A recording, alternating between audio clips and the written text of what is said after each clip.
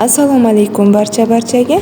Bugun sizlar bilan birgalikda oson va tez tayyor bo'ladigan manti tayyorlaymiz. Buning uchun bizga 1 stakan suv, bitta tuxum, 1 choy qoshiq tuz kerak bo'ladi. Barchasini aralashtirib olamiz.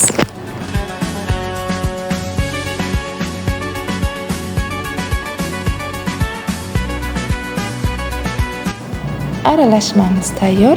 Endi bunga elakdan o'tkazilgan un solamiz va qattiq qilib xamir qoramiz.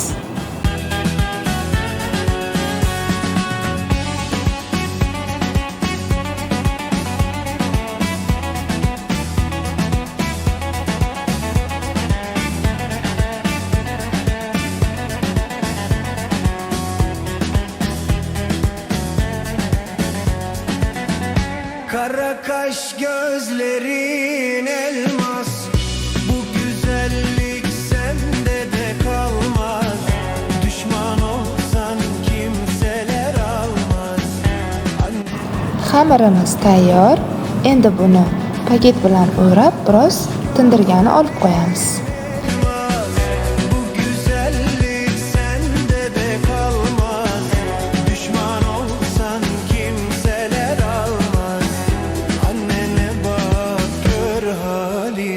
Bu orada men nachinkasini tayyorlab oldim.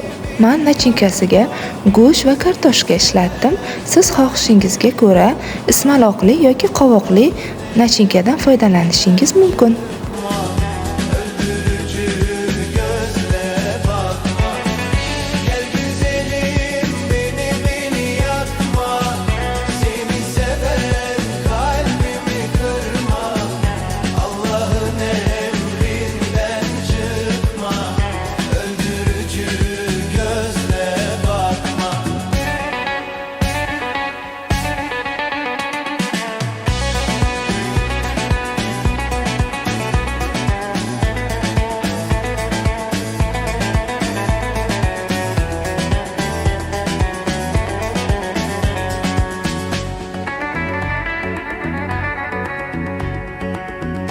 Ne gezem gündüzüm belli, yaşım oldu sarnak eşelli.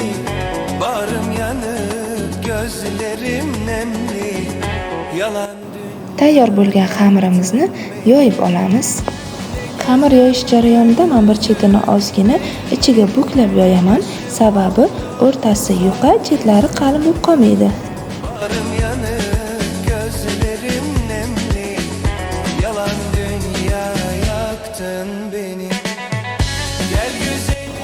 Tayyor bo'lgan xamirimizni xuddi shu ko'rinishda kesib olamiz.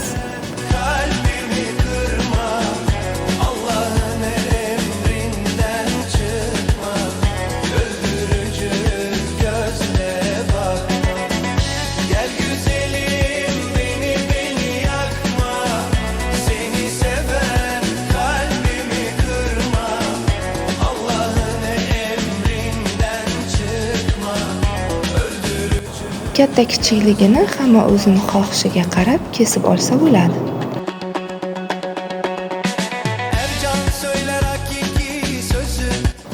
Tayyor kesilgan xamirlarimizga nachinka solamiz va xuddi shu ko'rinishda tugib olamiz. Tayyor mantilarimizni 20-25 daqiqa davomida pishirib olamiz. Mantilarimizni pishirishdan oldin suviga 2 osh qoshiq tuz solsak, yanada chiroyli chiqadi. Tugilishi ham, ko'rinishi ham chiroyli bo'lgan mantilarimiz tayyor. Video manfaatli bo'lgan bo'lsa xursandman. Fikringizni kommentariyada kutib qolaman.